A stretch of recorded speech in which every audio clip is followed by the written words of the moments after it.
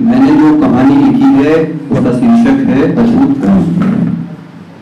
तो सबसे पहले मैं आपको थोड़ी सी भूमिका समझा देता हूँ कि कहानी में जो है मध्य भारत के गांव की है। सोनपुरा मैंने नाम दिया है गांव को। उसमें एक बीचों बीच घर है रामनाथ शास्त्री जी का, जिनके यहाँ सैकड़ों बीघे खेत हैं, ढेर सारी गायें हैं, सम्मान है, प्रतिष्ठा है और अपनी जाति पर गर्व है। ब्राह्मण है, शास्त्री हैं, अपनी जाति पर उनको बहुत गर्व है। उनके खेतों में पिछले 15 वर्षों से एक आदमी काम करता है, हरिया, जिसका असली नाम हरि नारायण है, लेकिन उसे कोई हरि नारायण नाम से नहीं बुलाता, सब हरिया नाम से ही बुलाते हैं। यूं तो शास्त्री जी के घर में उसका प्रवेश वर्जित है। शास्त्री जी के घर के बाहर उसके लिए अलग से बर्तन रखे हुए, जो अक्सर गांव में आपने भी देखा होगा। जो आप कहना चाह रहे हैं वो कहानी बोले तो ज्यादा कहानी बोले ना, हाँ। तो वो खत्म हो जाए ना बोले। ठीक है, आप तो कहानी पढ़ना शुरू करें, सारी बात। बिल्कुल बिल्कुल।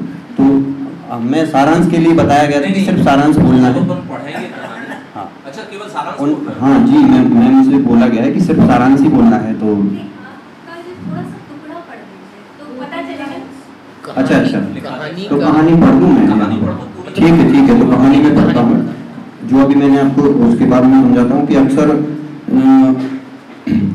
हरिया को भी इस बात का भान था कि वह अछूत है और वैसे स्वीकार भी कर चुका था, क्योंकि बचपन से ही उसके माँ बाप ने उसको सीमाएं उसको बता दी थी।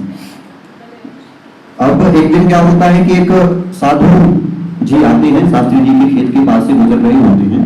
तो साधु जी कहते हैं, शास्त्री जी अपने वेशभूषा में बैठे हुए हैं, तिलक लगाए माथे पर, गमछा ओढ़े, खाट पर बैठे हैं कुएं के पास। तो साधु जी कहते हैं कि आप अच्छा सज्जन जानकर उनके पास आते हैं और कहते हैं जलपान की व्यवस्था हमारी आप कराइए शास्त्री जी। तो शास्त्री जी उनको बड़े आदर के साथ खाट पर बैठाते हैं और जो हरिया रहता है, उनका नौकर रहता है, वो कुएं में काम कर रहा होता है। कुछ मोटर वगैरह पंप सुधारने का कार्य कुएं में अंदर जाकर करता है वो, तो कुएं में अंदर ही होता है वो। तो उनको आवाज देते हैं अपने नौकर को कि ए हरिया, बाहर निकल, साधु जी को पानी पिलाना है। साधु जी महाराज बोले कि पंडित जी उसे अपना कार्य करने दीजिए, मैं बाल्टी से पानी निकालकर स्वयं पी लेता हूँ। तो पंडित जी कहते हैं, अरे महाराज आप जरा रुकिए, उसे बाहर तो आने दीजिए, मैं आपको पानी पिलाऊंगा। वो हरिया है, धोबी है, इसलिए उसे निकलने को कहा। शास्त्री जी ने कुछ धीमे स्वर में कहा ये साधु जी से कि अरे महाराज उसे बाहर निकलने दीजिए। अब साधु जी महाराज मुस्कुरा दिए और उन्होंने बस इतना ही कहा कि फिर तो आपका पूरा कुआं ही अछूत हो गया, वो बाहर आ भी जाएगा तो उससे क्या अर्थ है। साधु जी महाराज बोले कि फिर तो आपका कुआं ही अछूत हो गया श्रीमान, और स्वयं बाल्टी से पानी खींचने लगे। हरिया हड़बड़ी में बाहर निकलने का प्रयास करता, इतने में ही साधु महाराज पानी पीकर चलते बने।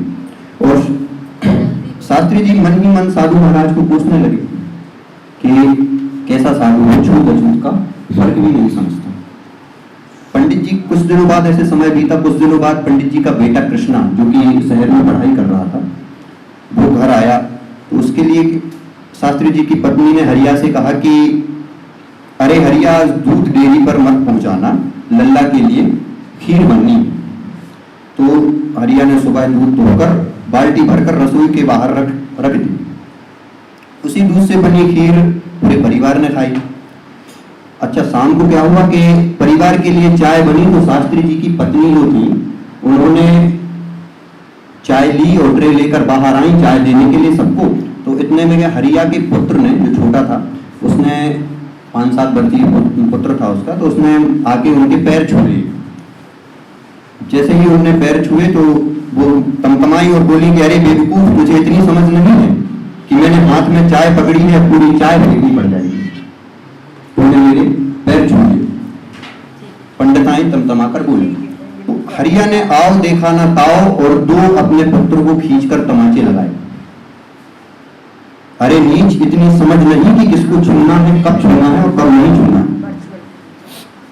तभी शास्त्री जी का बेटा कृष्णा गुस्से से बोला, बाहरी मैया, हरिया काका के दोहे दूध से बनी खीर सबने खाई, तब वो अछूत नहीं हुआ, अब उसी दूध की बनी चाय अछूत हो गई। जबकि उसने चाय तो छुई भी नहीं, सिर्फ तेरे पैर छुए और आशीर्वाद लिया है। पंडिताइन ने कुछ कहा नहीं, सर झुकाकर भीतर चली गई। समय बीतता गया, लेकिन हरिया का अपनापन नहीं बदला। वो आज भी उतनी ही ईमानदारी से अपना खेत मानकर मालिक के खेत को जोतता था। एक रात पंडित रामनाथ जी की अचानक तबीयत बिगड़ी। उनको अस्पताल ले जाया गया, हरिया द्वारा ही ले जाया गया। डॉक्टर ने तुरंत ब्लड चढ़ाने को कहा, रक्त चढ़ाने को कहा, और ब्लड ग्रुप था उनका O नेगेटिव। अब सारे परिवार के ब्लड ग्रुप चेक किए गए, उसके बाद रिश्तेदारों को भी फोन लगाया गया। तो ब्लड ग्रुप किसी का मैच हुआ नहीं, और रिश्तेदारों ने कुछ ने बहाने बना दिए। कोई ने बोल दिया मैं कमजोर हूँ, कोई ने बोला मैं शहर से बाहर हूँ।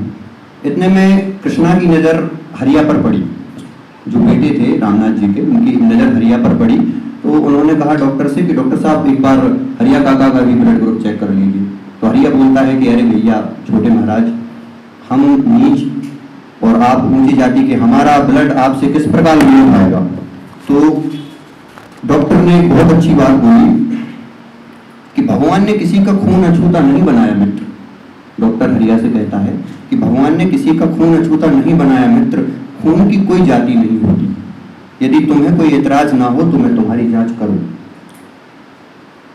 फिर हरिया ने कहा कैसी बात कर रहे हैं साहब, भला मुझे इससे खुशी की बात क्या हो सकती है कि मैं अपने मालिक के काम आ सकूं। इनका अन्न खातर ही तो ये खून बनता है। हरिया ने भावुकता से कहा। डॉक्टर ने उसकी भी जांच की। कुछ देर बाद डॉक्टर मुस्कुराते हुए बाहर आए। इनका ब्लड ग्रुप मैच हो गया है, डॉक्टर साहब ने कहा। जैसे समय ने, परिवार पूरा चुप था, जैसे समय ने कोई प्रश्न, बड़ा भारी प्रश्न सब परिवार से पूछ लिया। हरिया बिना कुछ बोले बेड पर लेट गया। उसकी नस से निकला लाल रक्त एक पतली सी नली से होकर पंडित रामनाथ की नसों में उतरने लगा। कोई मंत्र नहीं पढ़ा जा रहा था, कोई शुद्धिकरण नहीं हो रहा था, कोई गंगा जल नहीं छिड़का जा रहा था। सिर्फ एक इंसान का खून दूसरे इंसान की नसों में उतर रहा था। 2 दिन बाद पंडित रामनाथ जी को होश आया। उन्हें बताया गया कि आपको ब्लड की कमी हो गई थी और हरिया ने आपको ब्लड दिया है। तो पंडिताइन की आंखों से जो है आंसू बह निकले। पंडित जी खुद रोने लगे और उन्होंने धीरे से कहा कि हरिया ने आपको ब्लड दिया है। फिर पंडित जी बोले कि जिसका छुआ हुआ पानी मैंने कभी नहीं पिया, आज उसी का खून मेरी नसों में दौड़ रहा है। अस्पताल से लौटते ही उन्होंने सबसे पहले आंगन में रखा, वह गिलास उठाया, जो गिलास उसको अलग से रखा गया था, और वो गिलास फेंक दिया और बोले कि आज से तुम हमारे साथ, हमारे जो बर्तन हैं उन्हीं में चाय पियोगे, उन्हीं में खाना खाओगे, और जहाँ जैसा मैं रहूँगा वैसे ही आप रहोगे। अशुद्ध हरिया नहीं, अशुद्ध मेरी सोच थी। उस दिन हरिया रोया, लेकिन अपमान से नहीं, सम्मान से। बहुत बहुत धन्यवाद। पहली कहानी पहली फर्स्ट टाइम लिखी है। कहानी मैंने सब लोग बिना किसी भूमिका के ज़्यादा बेहतर है। हाँ, अगर आपने कहानी लिखी है तो उसको बिना किसी भूमिका के हमारी कहानी में सारी चीजें मौजूद हैं। कुछ महत्वपूर्ण हिस्सों का, लंबी है तो महत्वपूर्ण हिस्सों का पाठ करें, और नहीं है तो आप अपनी पूरी कहानी का पाठ करें। अगले ग्रुप 2 से जागेंद्र कुशवाहा जी हैं, वह आए और अपने ग्रुप से जो उन लोगों ने कार्य किया है उसको प्रस्तुत करें। जागेंद्र जी।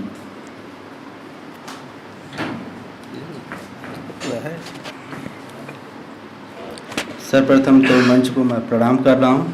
मेरा नाम जागेंद्र कुमार है। ये तत्कालीन कहानी अभी मैंने लिखी है, झूला। गर्मी के मौसम में स्कूल की छुट्टी हो जाने के बाद अक्सर नाना नानी के घर जाने का मौका मिलता था, जिसमें हम सभी मम्मी के साथ नानी के घर जाते थे, जिसमें वहाँ पर स्वतंत्र रूप से खेलने का मौका मिलता था। परंतु एक दिन हल्की सी बारिश हुई और हम सभी दोस्त एक आम के पेड़ के नीचे ठहर जाते थे। मौसम बहुत ही सुहावना था, मन भी झूलने लगा था।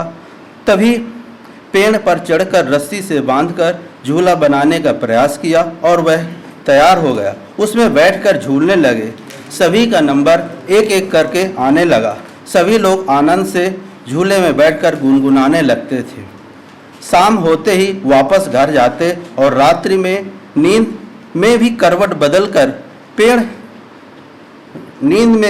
बदलकर बेड पर भी झूलने का अनुभव करने लगते थे। आनंद के इस पल को हम दिन में ही नहीं, रात में भी झूलते हुए महसूस करते थे। झूला में झूलते हुए गति आ रही थी, क्योंकि पीछे से धक्का देने वाला दोस्त जोर से धक्का लगाता था ताकि उसकी बारी आ सके। उसी प्रकार धक्का माँ सुबह जगाने के लिए लगाती थी, पर हम तो नींद के आनंद में झूल रहे थे।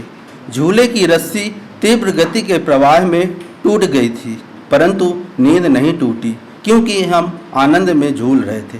फिर माँ ने जोर से थप्पड़ लगाया। नींद तो टूट गई, झूले की रस्सी भी टूट गई, परंतु झूले का आनंद आज भी मन में झूल रहा है। बचपन का यह सफ़र गतिमान रहा। स्कूल की छुट्टी खत्म हो गई थी और फिर वापस पुस्तक और पेन के मध्य झूल रहे हैं। आज इस कहानी के लेखन की कार्यशाला में पुनः झूल रहे और आनंद ले रहे हैं। दोस्त का यह धक्का गिराने के लिए था ताकि उसकी बारी झूलने के लिए आ सके, और माँ का धक्का जीवन में आगे बढ़ने के लिए था। धन्यवाद।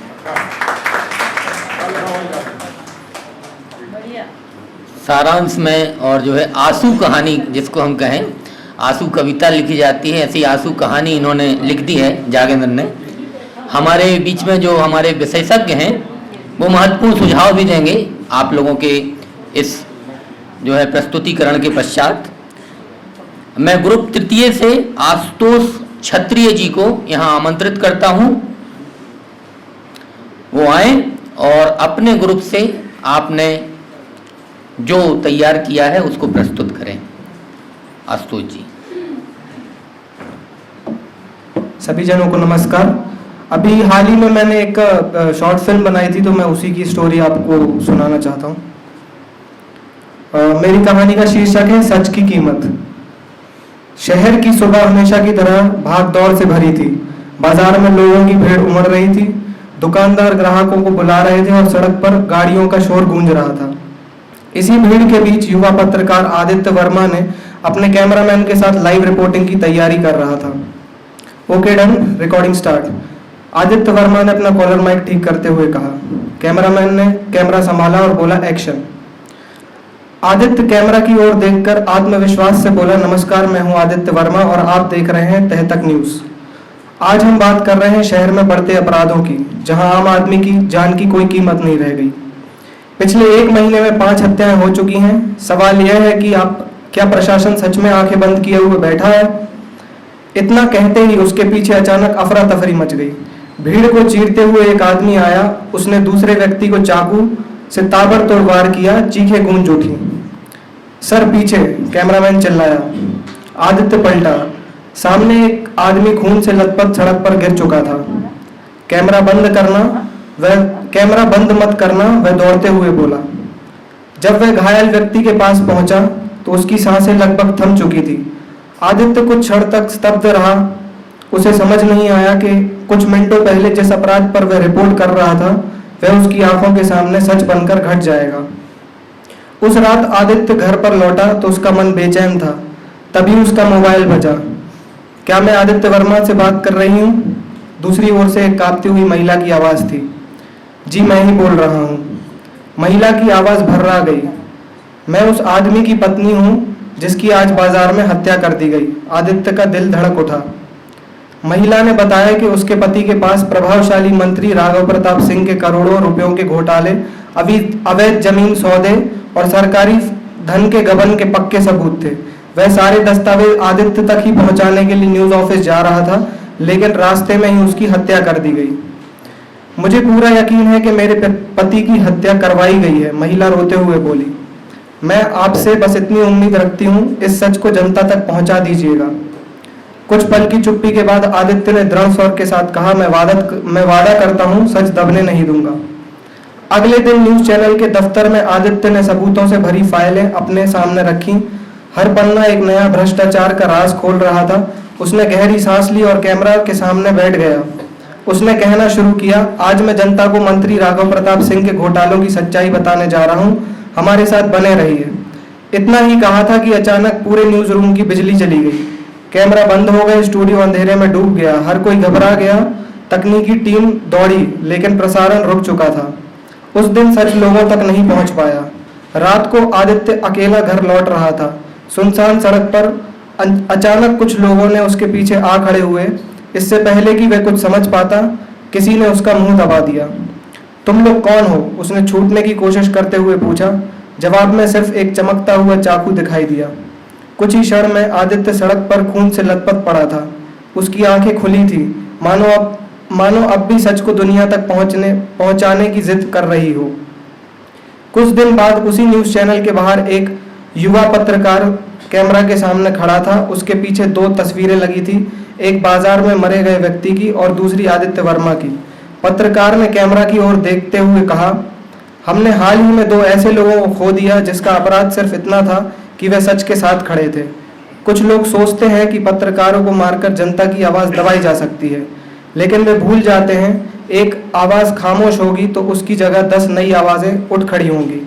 उसने कुछ क्षण रुककर कैमरे में देखा और कहा, सच को दबाया नहीं जा सकता, डराया नहीं जा सकता, लेकिन उसे हमेशा के लिए मारा भी नहीं जा सकता, क्योंकि निर्भीक पत्रकारिता ही लोकतंत्र की सबसे बड़ी ताकत है। स्क्रीन काली हो गई, धीरे धीरे सफेद अक्षर उभरे, भ्रष्टाचार के खिलाफ निर्भीक पत्रकारिता के साथ। धन्यवाद।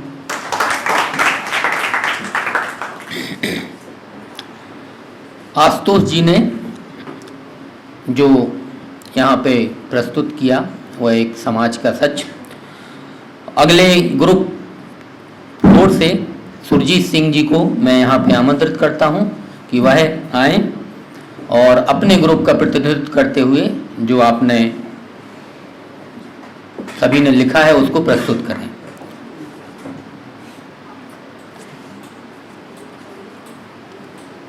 धन्यवाद सर। मेरा नाम सुरजीत सिंह है। मैं मूलतः कविताएं लिखता हूँ। ये मेरा पहला प्रयास है और जो 2 दिवसीय कार्यशाला के फलस्वरूप जो मैंने सीखा और कुछ लिखने की कोशिश की है। मेरी कहानी का शीर्षक है 72 जी। क्योंकि कहानी बहुत लंबी हो गई है और मुझे हिदायत है कि मैं बहुत मोटा मोटा कुछ बता दूं और एक दो तो मैं इसकी भूमिका के विषय में आपको बता दूं कि 72 एक आवासीय क्वार्टर का नाम है जो कि इस कहानी के अंत में बताया जाना था। मैं पहले बता देता हूँ।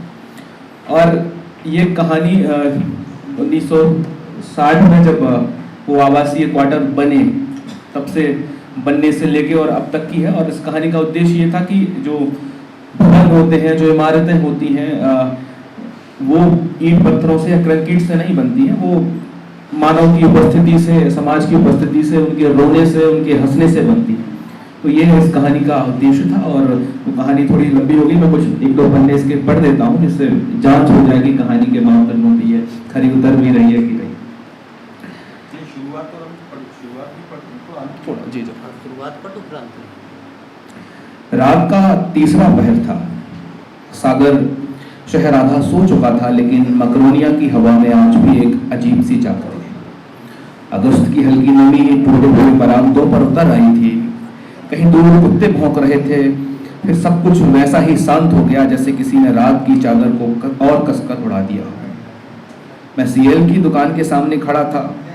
वही पुरानी फौजी किराना स्टोर, टीन की जर्जर छत, लकड़ी का पुराना काउंटर, कांच के धुंधले मर्तबान जिनमें कभी रंग बिरंगी टाफियां बच्चों की आंखों में चमक भर देती थी, अब उनमें बिस्कुट के कुछ पैकेट और कुछ धूल जमी यादें रखी थी। एक सिगरेट देना भैया। सीएल ने बिना कुछ कहे सिगरेट मेरी ओर बढ़ा दी।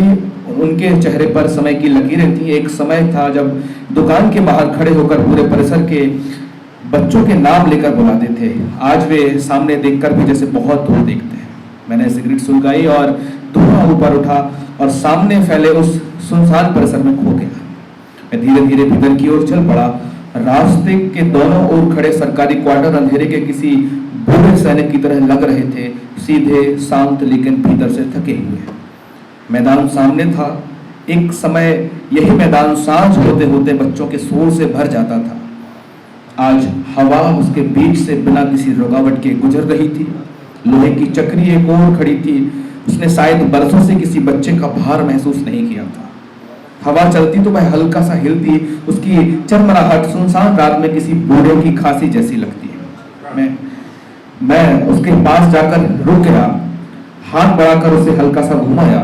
चल, बस इतनी सी आवाज हुई। फिर मुझे लगा जैसे किसी ने बहुत धीरे से कहा, इतने दिनों बाद आए हो। मैंने पीछे मुड़कर देखा, कोई नहीं था। मैं मुस्कुराया, शायद वहम है। मैं आगे बढ़ गया। कुछ कदम बाद फिर वही आवाज आई, इतनी जल्दी भूल गए। इस बार मेरे कदम सचमुच रुक गए। रात पहले जैसी ही थी, हवा पहले जैसी ही थी, लेकिन अब सन्नाटा वैसा नहीं था। उसमें कोई था। मैंने धीमे स्वर में पूछा, कौन? कुछ हद तक कोई उत्तर नहीं आया। फिर आवाज हंसी। वह हंसी किसी आदमी की नहीं थी। वह ऐसी थी जैसे पुराने दीवार पर हाथ फेरने से धूल मुस्कुरा उठे। नाम जानकर क्या करोगे? मैंने कहा, सामने तो आओ। सामने ही हूं। मैंने चारों ओर देखा। टूटे हुए बरामदे, सूनी खिड़कियां, बंद दरवाजे, वीरान मैदान, गार्ड रूम, मंदिर की धुंधली परछाई, सब सामने था, लेकिन कोई आदमी नहीं। तुम मुझे देख नहीं सकते, आवाज फिर बोली, लेकिन अगर याद करना हो तो महसूस जरूर कर सकते हो। मैं चुप हो गया। एक अजीब सी सहरन पूरे शरीर में उतर गई। मैं गार्ड रूम की ओर बढ़ा। दरवाजा आधा खुला था। भीतर टूटी मेज पड़ी थी, कोने में जंग लगा स्टैंड, दीवार पर कीलें थी जिन पर कभी शायद बंदूकें टांगी जाती होंगी। मैंने धीरे से पूछा, तुम यही रहते हो? उत्तर आया, नहीं, मैं वहां रहता हूं जहां लोग मुझे छोड़कर चले जाते हैं। मैं समझ नहीं पाया। मैंने कहा कि पहेली मत बुझाओ। पहेली नहीं, याद है। मैं गार्ड रूम के बाहर आया। सामने मंदिर था। कभी सुबह उसकी घंटी से पूरे परिसर को जगा देती थी। आज सीढ़ियों पर सूखे पत्ते पड़े थे। मैंने सीढ़ियां चढ़कर घंटी को हल्का सा छुआ। घंटी बजी। उसकी आवाज रात में बहुत दूर तक चली गई। उसी क्षण मुझे लगा जैसे मैं समय पीछे की ओर चल पड़ा हो। मैंने आंखें बंद की तो घंटी की वही आवाज, लेकिन अब उसके साथ बच्चों की हंसी भी थी। औरतों की बातें दूर आती, सब्जी वाले की पुकार, आलू ले लो, भिंडी ले लो, बर्तन वाले की आवाज, पुराने कपड़े वाले की आवाज, फिर चूड़े वाले की आवाज, और फिर गोभी वाला, फिर शाम को लौटते जवानों के बूटों की ठक ठक। मैंने आंखें खोल दी, सब गायब। और इस तरह ये बहुत बड़ी लंबी कहानी। मैं अंत का और कुछ थोड़ा पढ़ दे रहा हूँ। मुझे मैं ये बहुत इसके बाद जी शुक्रिया। यहाँ से पढ़ दो, ठीक है। तो ये वही कहानी थी। 72 जो है लेखक का और 72 का संवाद होता है। फिर कहानी, फिर इस उनमें से एक क्वार्टर में रहने वाले एक परिवार की कहानी आती है, और फिर वो सब। तो ये कहानी थी। बहुत बहुत शुक्रिया। बहुत लंबी होने की वजह से मैं बहुत बहुत धन्यवाद देता हूँ आप सभी आयोजकों का, जो आप लोगों ने इतनी अच्छी कहानी लेखन कार्यशाला का आयोजन किया, और जैसे लोग थोड़ा बड़ा लिख पाएंगे। धन्यवाद।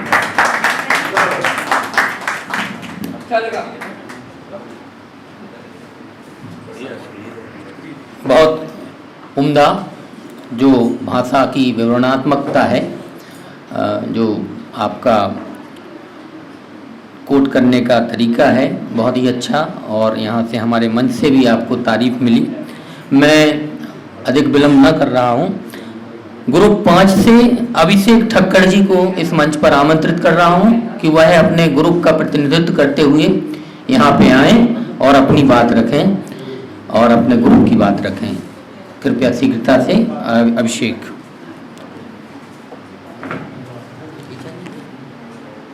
हेलो जी, नमस्कार सर, मैम, एंड इस कार्यशाला में हमारे सभी मित्रगण। हेलो, आज मैं हमारे ग्रुप के द्वारा जो तैयार की गई एक छोटी सी कहानी है, उसको मैं आप सभी के सामने रखने जा रहा हूँ, और उसमें भी मेरा महत्वपूर्ण सहयोग रहा है।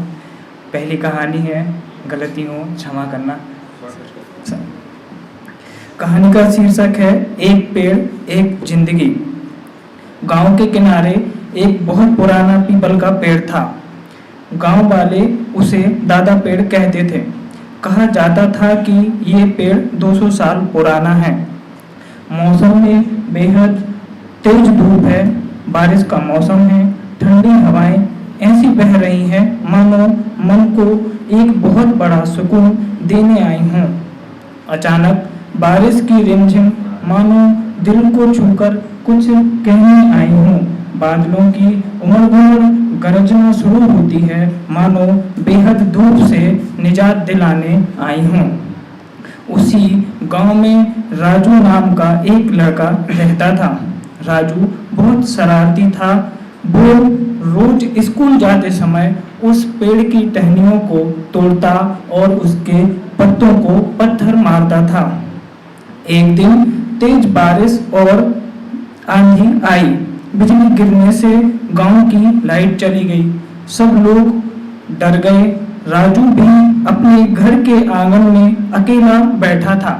तभी उसने देखा कि दादा पेड़ की बड़ी बड़ी शाखाएं हवा में झूल रही हैं पर टूट नहीं रही। वो पेड़ पूरे गांव को आंधी से बचा रहा था। रात को राजू को बुखार आ गया।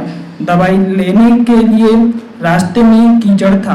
राजू के पापा उसी दादा पेड़ के नीचे रुके। पेड़ की घनी छाया और बड़ी टहनियों की वजह से बारिश का पानी उनके ऊपर नहीं पड़ा। पेड़ ने उन्हें भी बचा लिया। सुबह राजू ठीक हुआ। उसने देखा कि पेड़ के नीचे बहुत सारी चिड़िया, बच्चे और बूढ़े लोग बैठकर बातें कर रहे थे।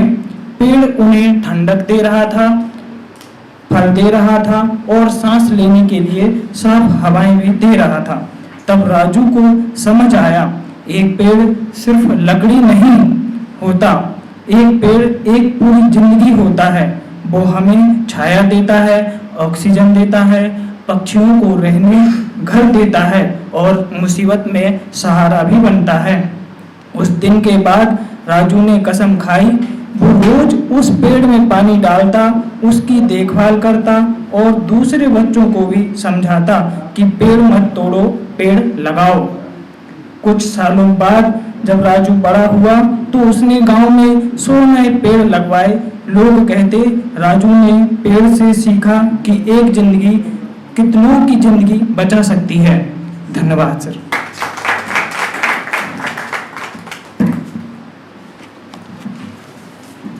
बहुत धन्यवाद अभिषेक जी। हमारे बीच में हर्षिता प्रताप सिंह जी हैं प्रतिभागी। वह अपनी 3 कहानियां और उनकी एक एक लाइन में बताना चाहती हैं कि मुझे क्यों पसंद है। ये मुझे बताया है तो मैं उनको आमंत्रित कर रहा हूं कि शीघ्रता से अपनी बात रखें हर्षिता जी। और इसके पश्चात हमारे विशेषज्ञों के सुझाव होंगे, उसके पश्चात आप लोगों के प्रश्न होंगे और फिर हमारे विशेषज्ञ उसका समाधान करेंगे।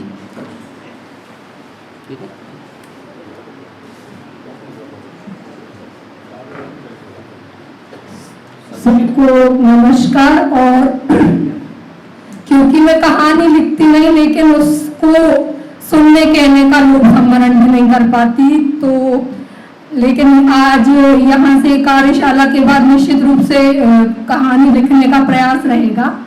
उसके पहले क्योंकि उसमें एक सवाल था कि आपको कौन से 3 रचनाकार पसंद है और वो क्यों पसंद है, तो अभी हम कलम के सिपाही प्रेमचंद जी की जयंती हम मना रहे हैं, तो वो मुझे हमेशा से पसंद है। अगर किसी ने किताबों से मेरी दोस्ती कराई तो वो उनके हामिद हैं, मैं ये बोलना चाहती हूँ। और जब कि धीरे धीरे जैसे जैसे मैंने उनको पढ़ना शुरू किया, समझना मैंने शुरू किया, तो जब वो साहित्य को समाज के आगे चलने वाली मशाल मानते हैं तो वो चिमटे को उस प्रतीक की तरह लेके आते हैं कि आखिर मशाल का काम तो यही है कि जो अंत में रह गया है वो भी दिखाई देना चाहिए। और दूसरी सबसे बड़ी बात जो हम बहुत ज्यादा डर जाते हैं वो साहित्य के लिए भी और समाज के लिए भी, कि कभी भी और चॉइसेस करने से मत डरो। वो उस बच्चे की सबसे और सबसे अलग जो चॉइस दिखती है हामिद की, और उसको सब लोग बार बार उसके दोस्त भी क्रिटिसाइज कर रहे हैं, फिर उसकी दादी भी बोल रही है, तो वो कहते तो अपनी कहानी में बताते हैं कि निर्भीक रहे हम, और उसकी जवाबदेही भी ले। वो अंत में कहता भी है, तो क्या हर बार तुम्हारी रोटियां बनाते हाथ जल जाती थी, मुझे अच्छा नहीं लगता था तो मैं लेके आ गया ये चिमटा।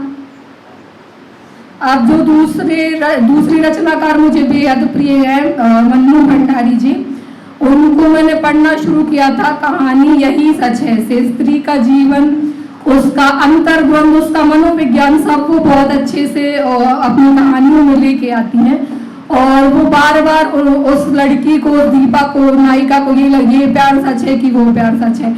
आखिर वो कहती है कि 18-20 साल की लड़की का प्यार होता नहीं, वो जैसे तूफान से आता है वैसे चला जाता है, और जब उसके पास एक स्थायित्व आता है तो वो 20 साल वाला प्यार कहीं रह जाता है। तो जब मैं और ज्यादा गहरे उतरती जाती हूँ तो मैं देख पाती हूँ कि एक तरफ ये सुमत चुगताई की नायिकाएं हैं या कृष्णा सोबती की नायिकाएं, वो थोड़ी सी बहिर्मुखी, थोड़ी एक्सट्रोवर्ट ज्यादा है, वहीं पे मन्नू भंडारी की नायिकाएं शांत हैं, सतत हैं, अपने संघर्ष समझती हैं, और फिर वो सशक्त बनती हुई एक व्यवस्था को चुनौती भी देती हैं। और तीसरी जो सबसे आखिरी और सबसे प्रिय कथाकार, क्योंकि वो क्रम में आखिरी रह सकती है कहने के लिए, तो बृहत कथा संसार है, उर्मिला शिरीष जी, जिनको वो स्त्री जीवन पे और कई सामाजिक, अभी बात भी आई थी, तो सामाजिक कहानियों से मेरा जुड़ाव वैसे भी रहा है। और उनकी एक कहानी पत्थर की लकीर, कथा बस इतनी सी है कि वो एक लड़की है जो अलग रहती है अपने पति से, तो उसको अपने और अपने बच्चों के लिए जो है वो घर में से हिस्सा चाहिए, तो वो उसका अंतर्द्वंद है। तो वो बार बार सोचती भी है कि ये क्या है, एक ही माँ बाप के बच्चों में आखिर इतना भेदभाव क्यों है, सबका गोत्र एक, कुल एक, खून का रंग भी है, तो फिर ये कैसा समाज है। बेटियां हर कहीं होती हैं, घर के काम में, उत्सवों में, सुख में, दुख में, अगर वो नहीं होती तो सिर्फ आंगन के टुकड़ों, घर के कमरों और आंगन के टुकड़ों, जमीन के टुकड़ों में और घर के कमरों में, ऐसा क्यों है। तो अंततः वो ये बताना चाहती हूँ कि संविधान को जब तक अनुपालन में नहीं लाया जाएगा तब तक वो एक दस्तावेज होगा। और वो कल बात आई भी थी कि इतिहास राजा का होता है और साहित्य होता है जनता का, तो इन सब रचनाकारों ने वो जो कहीं इतिहास था उसे जनता के पास तक ला दिया। बस यही मुझे कहना था। बहुत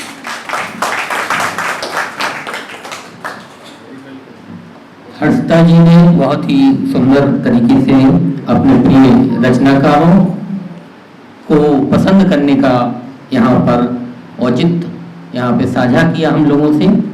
और अब चूंकि हमारे सभी पांचों ग्रुप के प्रतिभागी यहाँ से अपनी प्रस्तुति दे चुके हैं, तो मैं हमारे इस कहानी लेखनशाला के विशेषज्ञ के रूप में आए हुए सम्मानीय विवेक मिश्र जी को इस मंच पर आमंत्रित करता हूं कि वो सर 5 से 10 मिनट में बच्चों को कुछ महत्वपूर्ण सुझाव यहाँ से संप्रेषित करें। प्रश्नोत्तर इसके जस्ट बाद प्रश्नोत्तर हो जाएंगे, क्योंकि उनके विचारों, आपके विचार भी हम सुन लेंगे, फिर उसके बाद प्रश्नोत्तर हो जाएंगे। धन्यवाद दोस्तों। जितना अच्छा कल आप सबके सामने अपनी बात रख के लगा था, जिस मन से आपने सुना था, आज उसकी परिणति कहिए, आज आपको सुन के, आपकी बात सुन के बहुत संतोष हो, कल से ज़्यादा।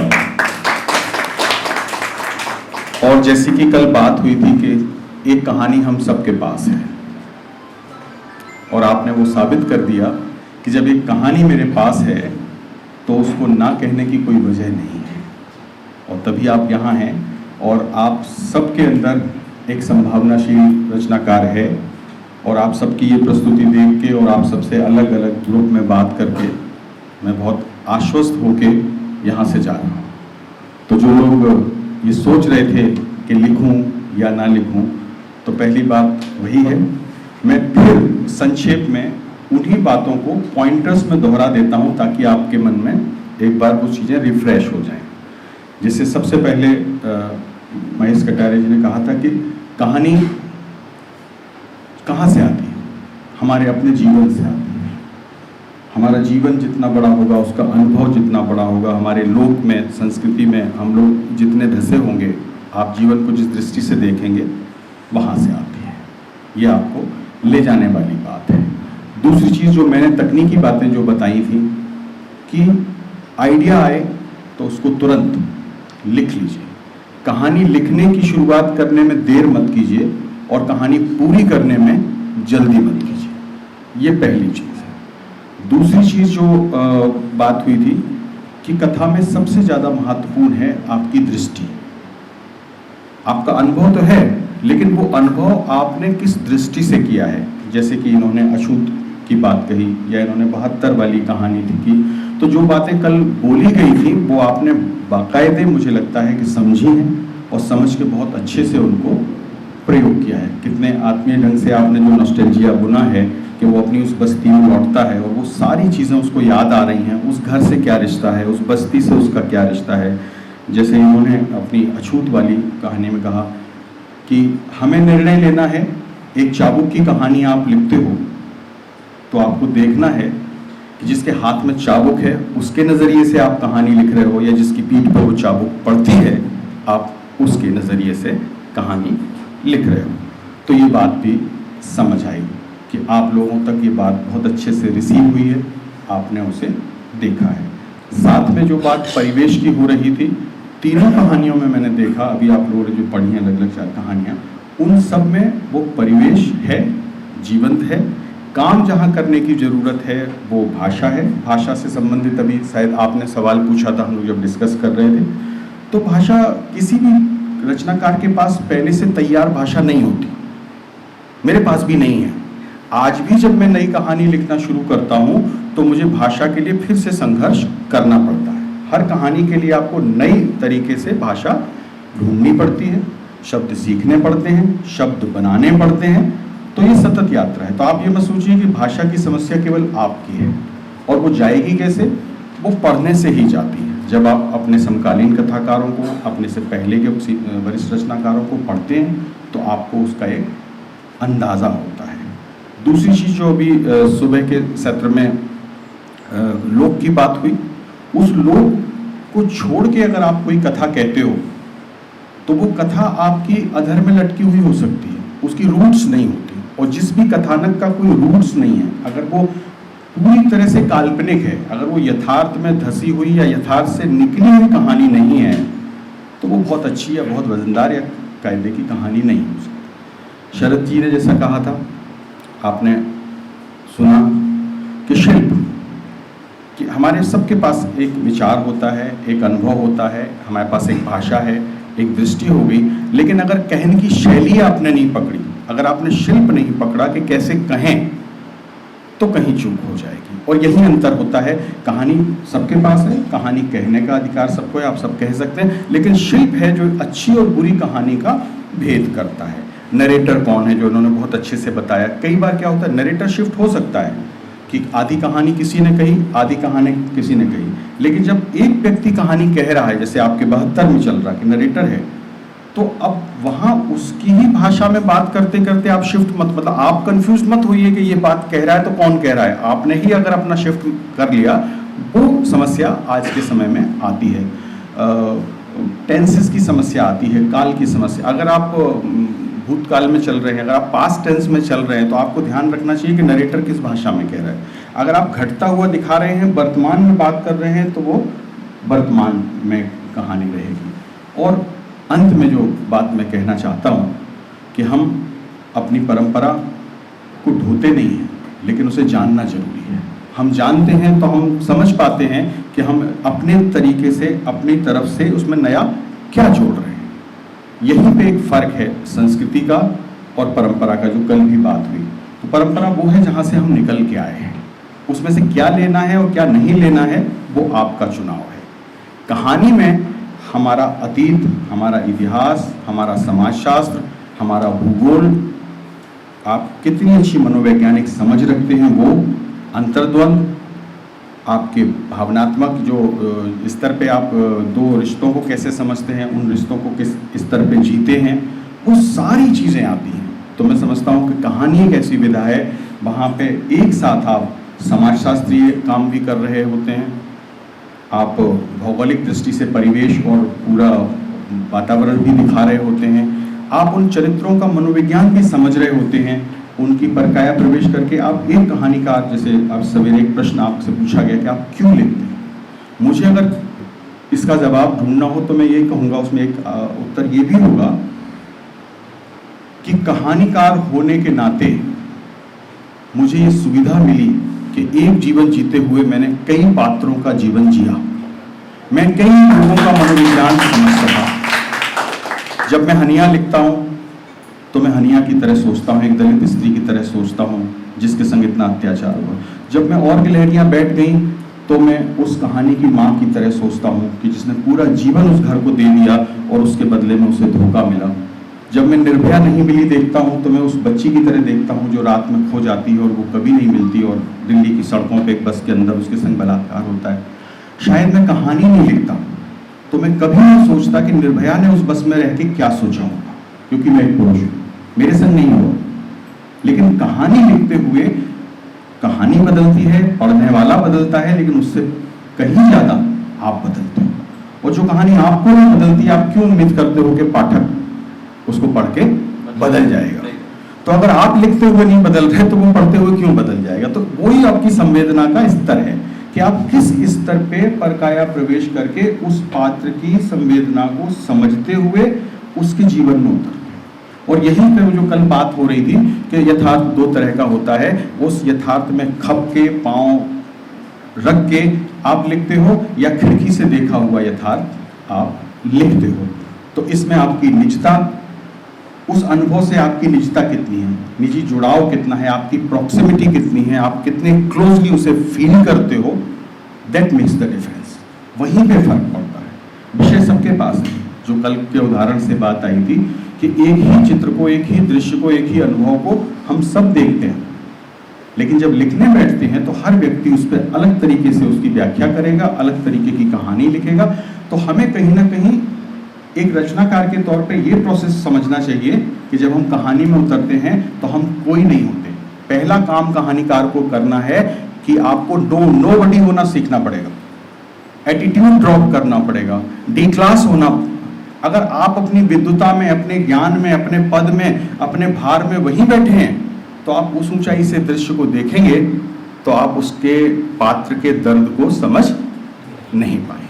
उसको समझने के लिए आपको उसकी जमीन पर दो पल बैठना पड़ेगा, सुस्ताना पड़ेगा, तभी वो आपसे मिलेगा और अपना दिल खोलेगा। एक बार फिर बहुत बधाई, मैं बहुत संतुष्ट हूँ, आनंद आया आप सबका सुनकर। और ये ओपन फोरम है, जो सवाल आपके दिल में है, हम सब लोग हैं, कटारे दादा हैं, हमारे जी मनमोहन जी हैं, कवि हैं बहुत अच्छे, शरद जी हैं, तो हम सब प्रस्तुत हैं। आप जो सवाल, मैंने कहा था ना, सवाल आज रात में सोच के रखना और छोड़ना मत। धन्यवाद।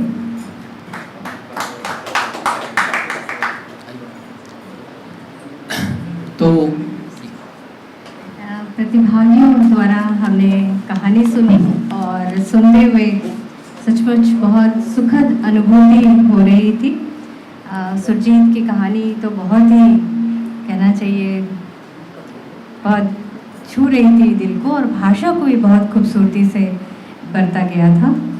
और हाँ, एक चीज़ मुझे खटकी कि हम बार बार बोल रहे थे कि विशेषण लगा के, और जिससे एक कहानी में कहा गया कि एक पेड़ एक जीवन, कि वो बहुत शरारती था, वो बहुत ये था, तो ये बताने की ज़रूरत ही नहीं थी क्योंकि वो तो पत्थर मार रहा है तो समझ में ही आ रहा था। तो ये हमने अभ्यास किया था और बातचीत की थी, तो थोड़ा सा उसको भी ध्यान में रखेंगे हम आगे से। तो अभी भी बहुत से सवाल जो हैं बचे हुए हैं और एक सत्र हम उसके लिए खोल देते हैं। आप में से जो भी सवाल लेके आए हैं आप, और लिखते हुए अभी जब आप अभ्यास कर रहे थे और इसके पहले जो 2 सत्र चल रहे थे, इस दौरान आपके मन में जो सवाल हैं वो आप पूछ सकते हैं।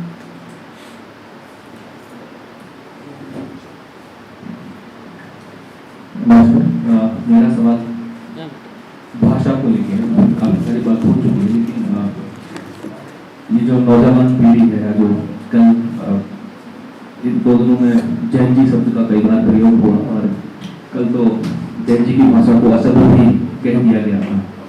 तो मेरा सवाल है कि हम किस भाषा का उपयोग करें, जैसे कि अभी वर्तमान समय में एक समस्या है कि जो नई पीढ़ी के युवा हैं वो पढ़ने से बहुत दूर होते जा रहे हैं। सोशल मीडिया पे या रील पर देख के कोई किताब या कोई ऐसी चीज देख लेंगे ट्रेंड में, तो वो घर पे ले आएंगे और फोटो खिंचा के रख देंगे, पढ़ेंगे नहीं। तो जो भाषा है, जैसे मोहन राकेश जी की भाषा है, आदर और अब भाषा देव प्रकाश दुबे जी और नीरू परमिलाल जी लिख रहे हैं, तो हम भाषा को किस हद तक अपनी भाषा में वो लेके आए, उन शब्दों का चयन किस हद तक कि आप जैसे समीक्षक और बुद्धिमान वर्ग जो है वो हमको असभ्य ना कहे और ये जो युवा वर्ग है वो उसको बोल ना कहे। तो मेरा ये सवाल था किस हद तक भाषा को स्वीकारें कि भाषा का लालित्य बना रहे और वो रोचकता भी खत्म ना हो।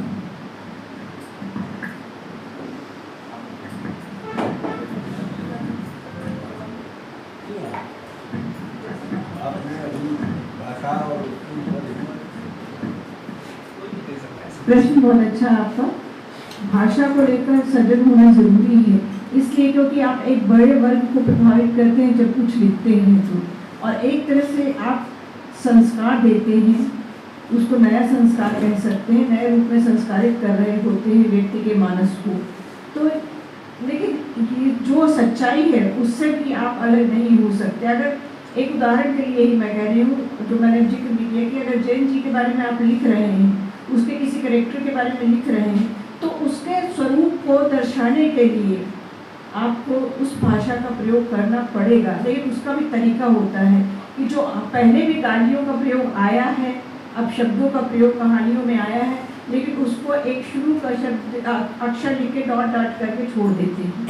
ये एक शालीन तरीका है जो उसके कैरेक्टर को दर्शा सकता है कि उसने क्या कहा होगा। आदमी समझ जाएगा, पढ़ने वाला व्यक्ति समझ जाएगा कि निश्चित रूप से अपशब्द कहा होगा जिसको यहाँ उल्लेख करना या लिखा जाना उचित नहीं है, लेकिन उससे उसका पूरा कैरेक्टर दिखाई दे जाएगा। तो इस तरह से आप पात्र के अनुरूप भाषा का चयन करके और प्रयोग में ला सकते हैं। मेरे ख्याल से बात स्पष्ट है।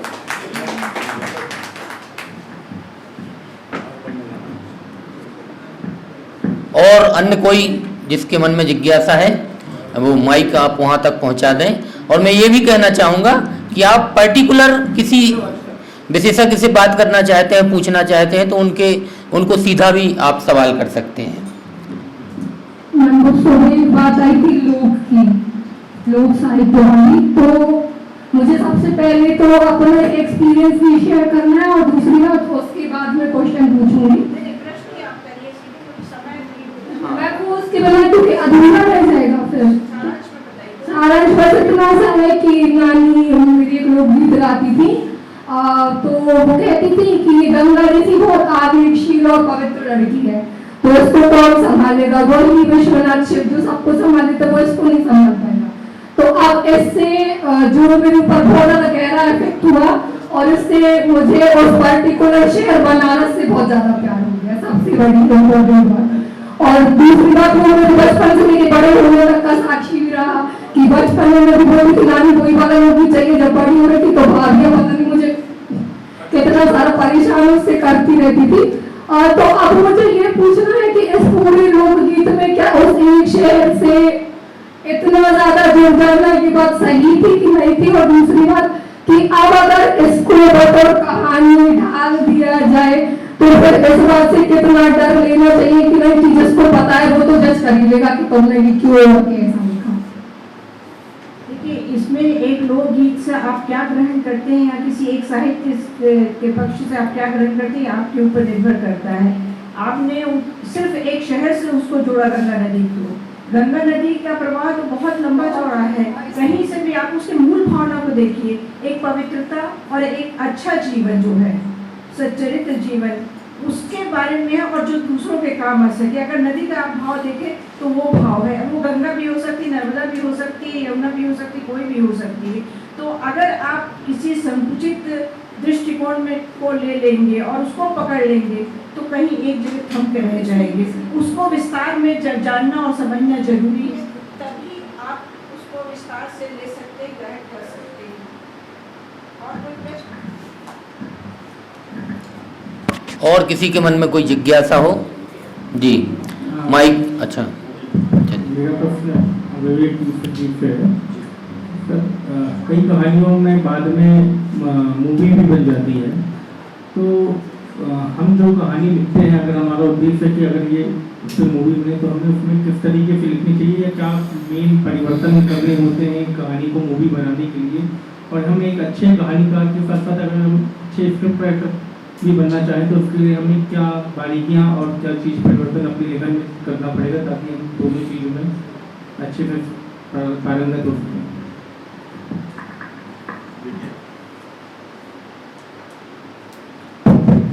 देखिए, पटकथा एक अलग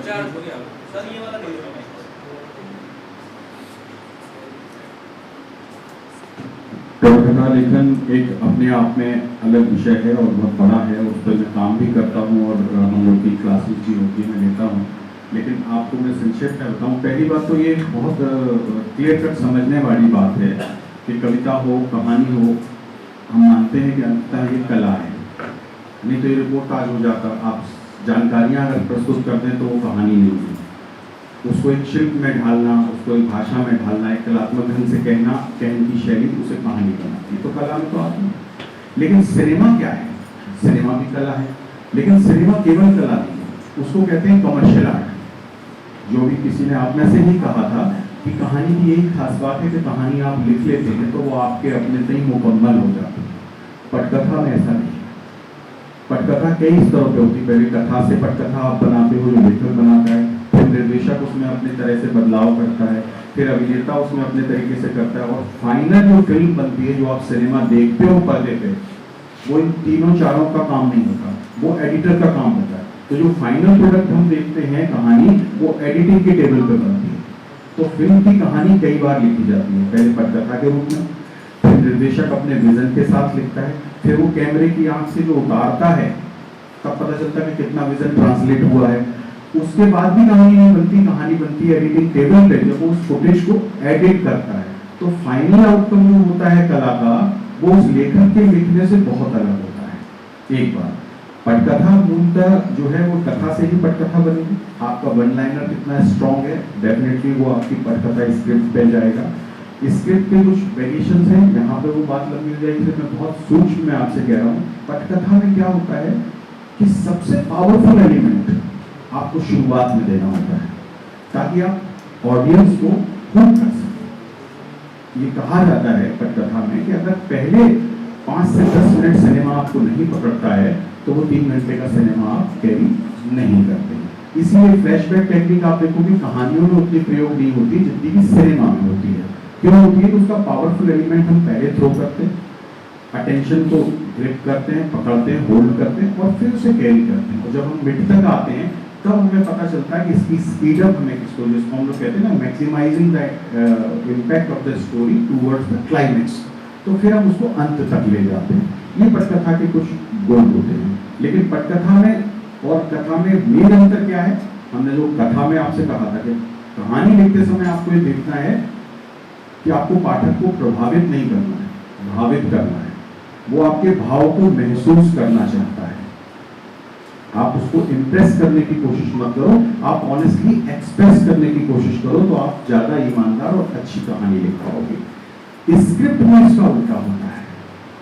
आपको प्राइमरीली उसको इम्पैक्ट करना होता है, उसको अट्रैक्ट करना होता है, इम्प्रेस करना होता है, फिर आप एक्सप्रेशन पे जाते हो। अगर आप उसका अटेंशन होल्ड नहीं कर पाए तो वो आपके एक्सप्रेशन में फ्लो नहीं करेगा। तो ये बेसिक अंतर है। और तो इस पर बहुत लंबी बात हो सकती है, मैं स्क्रिप्ट पढ़ाता हूँ तो और भी लंबी बात हो सकती है, लेकिन इन बातों का ध्यान रखेंगे क्योंकि पटकथा में क्या है कि आप आधे से ज्यादा चीजें जो कहानी में हम बता रहे होते हैं, परिवेश के बारे में, भाव के बारे में, कॉन्फ्लिक्ट के बारे में, इमोशंस के बारे में, सिनेमा में वो सब एक्टर के जिम्मे चला जाता है। एक्टर पर्दे पे आता है, उसका एक भाव आपके एक पैराग्राफ के अंदर का द्वंद, कहानी में एक पैराग्राफ में हमने द्वंद लिखा है, आप उसकी आंखों पे क्लोजअप जाता है, अच्छा एक्टर है वो 1 सेकंड में, अभी मैं वापस आऊंगा, जैसे सिनेमा आपने देखा होगा नसीरुद्दीन शाह, आपका स्क्रीन खुलता है, नसीरुद्दीन शाह के चेहरे पे कैमरा जाता है, सब कुछ बदल जाता है।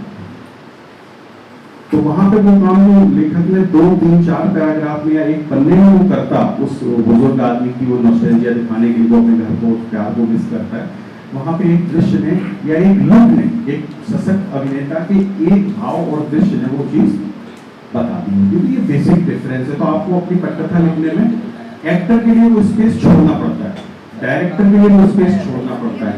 यहाँ डायरेक्टर भी आपको कहानी में, एक्टर भी आपको, कॉन्फ्लिक्ट भी आपको बताना है। तो यहाँ पे आपकी भाषा बहुत सशक्त होनी चाहिए, आपकी फीलिंग बहुत ऑनेस्ट होनी चाहिए। This is the basic difference.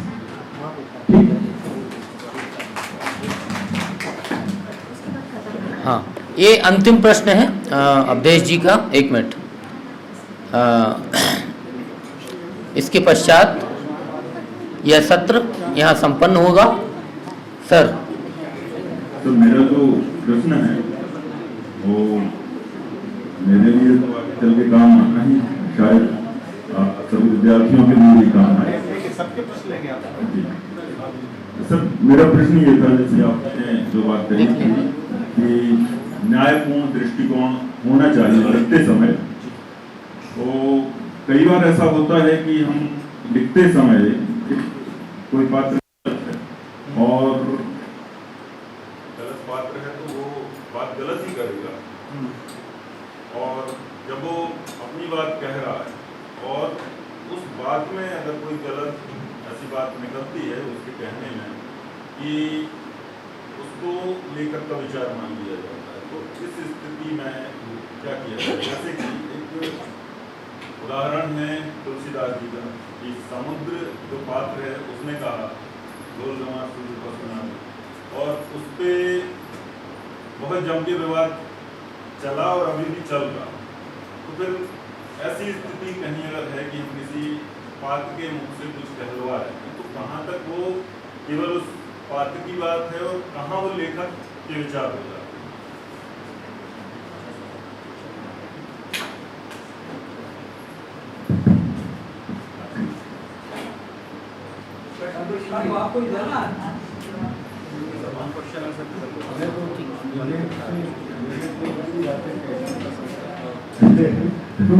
अब कहाँ तुलसीदास कहाँ महेश कटारे, ये बहुत बड़ी बात है।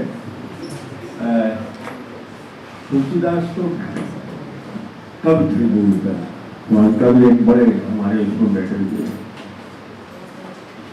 और रही बात ये, कम से कम मैं अपने आधार पर कह सकता हूँ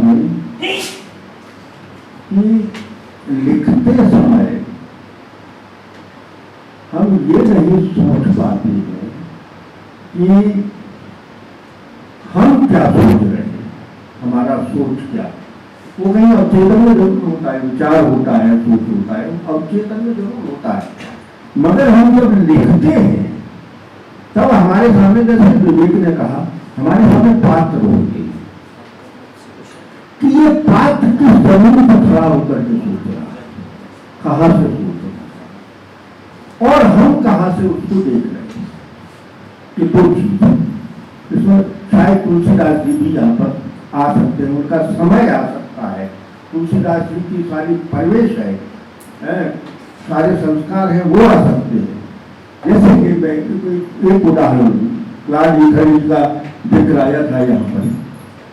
क्लाड ईथरली ने आत्महत्या कर ली थी, आप लोग जानते होंगे सब। बाद में क्लाड ईथरली जब लिखी गई थी कहानी, तो उससे फिर बाद में प्रश्न पूछा गया था, पागल से हो गया था क्लाड ईथरली। बाद में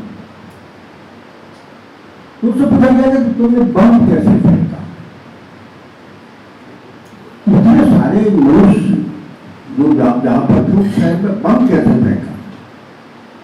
तो उसने बताया कि मैं ऊपर से देख रहा था,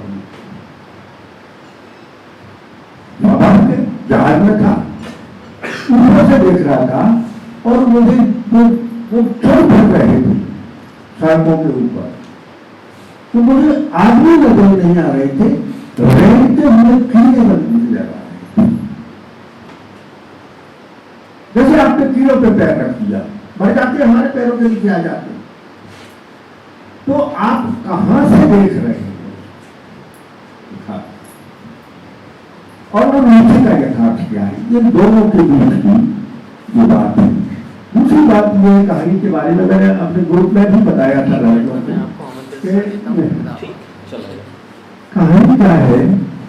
यथार्थ का सवाल यहाँ पर आता है कि यथार्थ तो बहुत बोल सकते हैं ये लोग यथार्थ के ऊपर।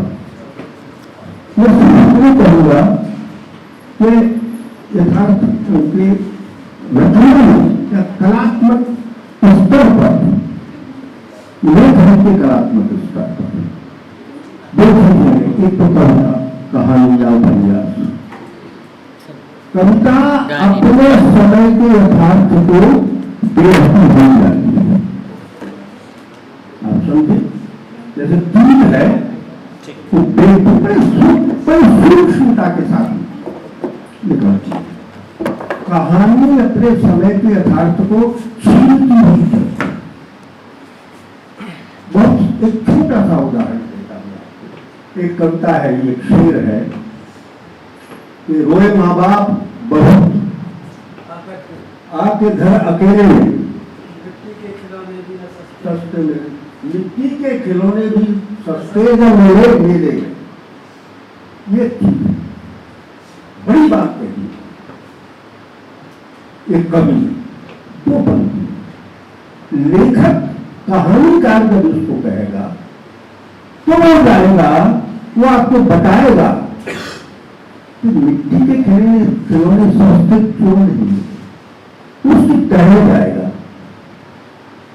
इसलिए वो बताएगा आपको कि अब खिलौने जो बनने लगे हैं वो कंपनियां बनाने लगी, एक जैसे बनाने लगी, बहुत सारी वो बहुतायत में बनाने लगी, अपने माल के साथ में बनाने लगी और बहुत ज्यादा मिलते हैं और वो मिट्टी के खिलौनों से सस्ते हो गए हैं